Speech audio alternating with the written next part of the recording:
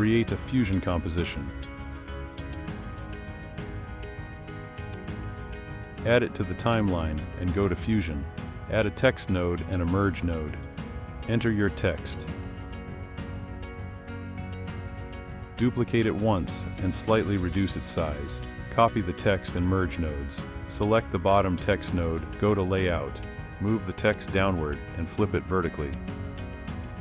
Go to Shading and enable the outline in the settings. Temporarily disable Media Out.